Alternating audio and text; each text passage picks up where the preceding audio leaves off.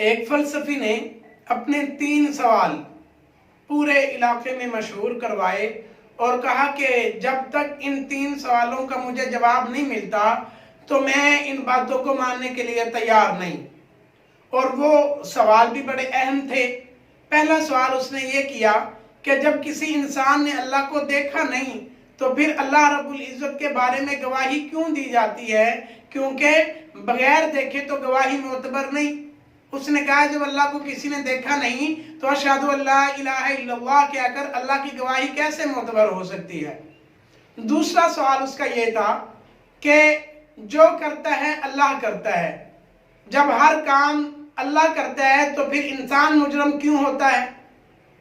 تیسرا سوال اس کا یہ تھا کہ شیطان از روئے قرآن وہ آگ سے بنا ہے، اور اگر قیامت کے دن اللہ رب العزت اس کو جہنم میں ڈال کر آگ کا عذاب دیں تو آگ کا کوئی نقصان نہیں کرتی، لہذا شیطان کو عذاب کیسے ہوگا؟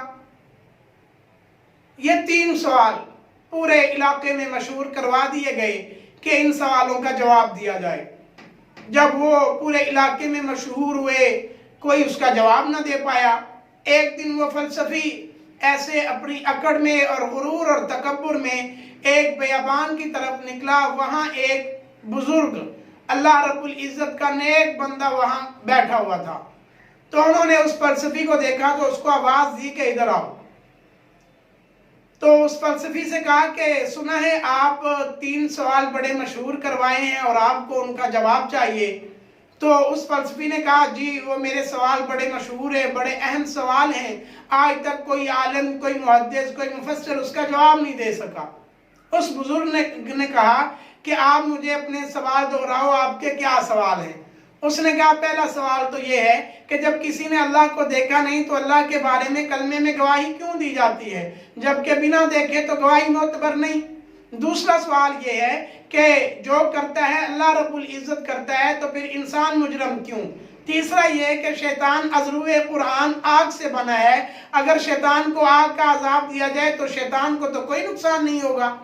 تو اس اللہ والے نے کہا کہ آپ کو اس کا جواب چاہیے۔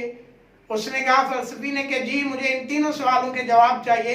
تو اس اللہ والے کے پاس ایک مٹی کا بڑا ڈیلا پڑا ہوا تھا، انہوں نے اٹھا کے اس فلسفی کے سر پہ دے مارا، جس کی وجہ سے فلسفی کا سر پھٹ گیا، خون و خون ہو گیا۔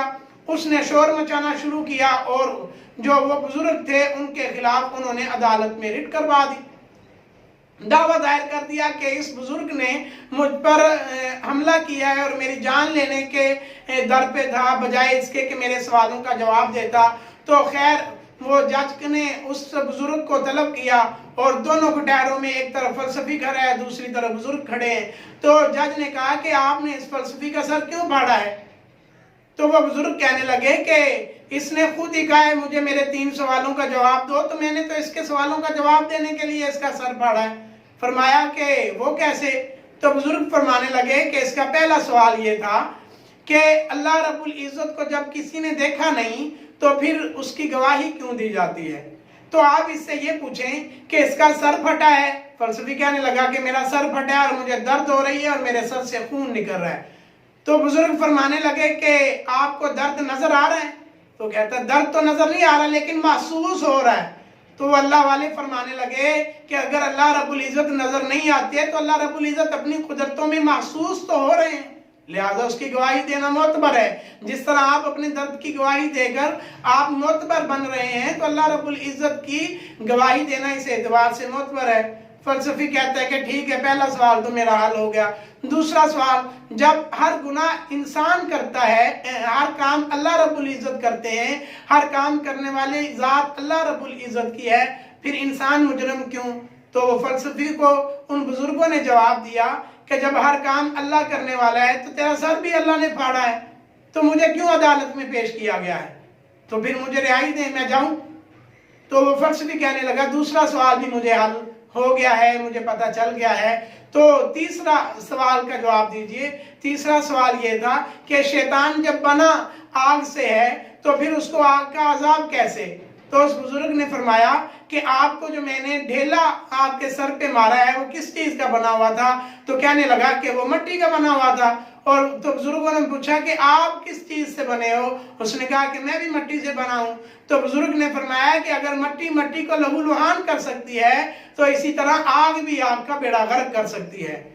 اس وقت فلسفی نے کہا کہ میرا شک ختم ہوا، میرا سر تو پھٹ گیا ہے لیکن میرے جتنے بھی شکوک و شبہات تھے وہ ختم ہو گئے۔ اللہ رب العزت بعض دفعہ اپنے بزرگوں سے، اپنے نیک بندوں سے ایسے چھوٹے چھوٹے واقعات کی وجہ سے بہت بڑے بڑے مسائل حل فرما دیتے ہیں۔ اللہ رب العزت سے دعا ہے کہ اللہ رب العزت ہمیں بزرگوں کی زندگیوں کو پڑھ کر اس پر عمل کرنے کی توفیق عطا فرمائے۔